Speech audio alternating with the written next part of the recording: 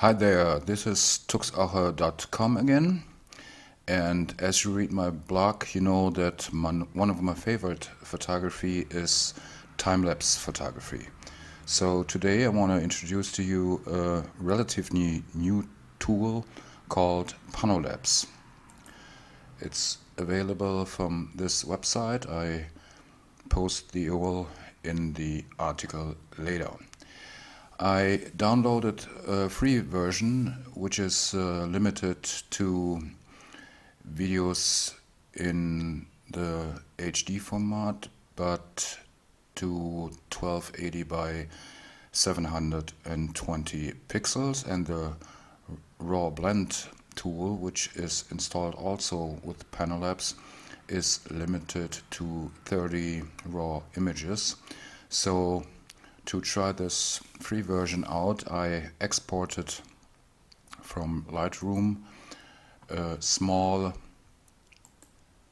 time-lapse sequence of 200 images to JPEGs in another folder.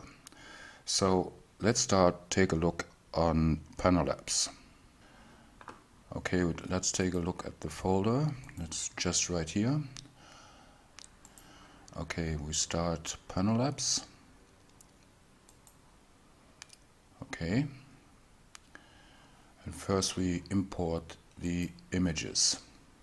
Just Control A and mark all the images. Then from the EXIF data in the images, the tool extracts the focal length and loading the previews.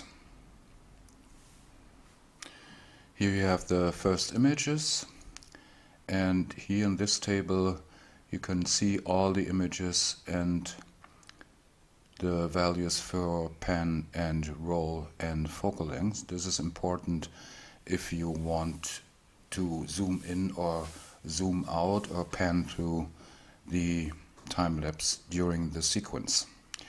Okay, let's start. We just go to the last image and just by mark it, okay, and just by moving the mouse wheel I can zoom in like this, just taking the picture and move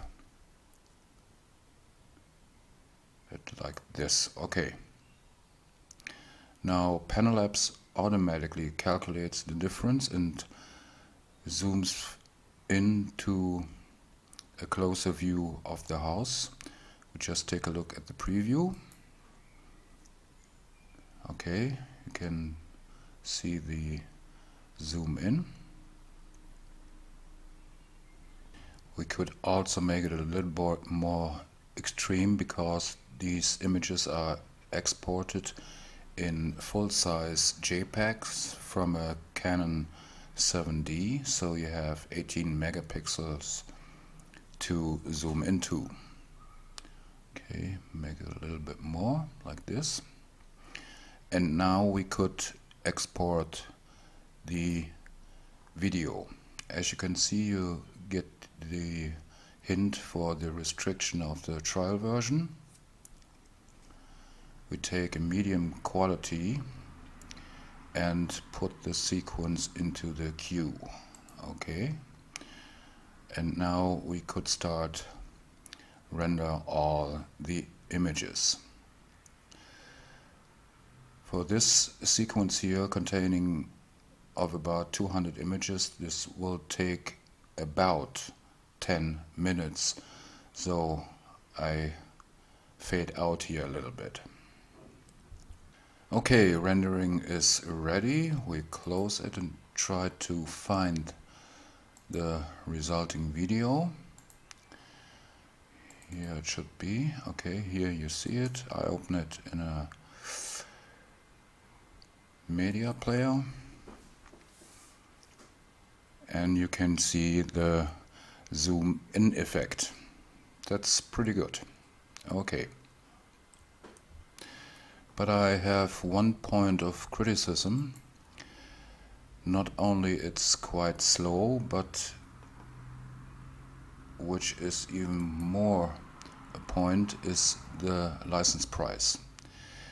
If the license, as you can see here, from right now almost 60 euros, let's take a look what that is in dollars. Okay, 79.95. Doesn't really sound like a bargain. It's only to unlock the limitation of 1280 by 720 pixels in output videos, and you only get videos in a format like 1920 by 1080. That's in times where more and more screens are offered in 2K or even 4K resolution. It's not really state of the art. If you take a look at our Timelapse 3, which offers, even with the private license, 2 and 4K resolutions, I find it not really cheap, but you have to decide. Okay, that was my little screencast to Panolapse. If you like this screencast, I would look ahead to your comments or suggestions and questions alike. Till the next time, ciao, tux oche.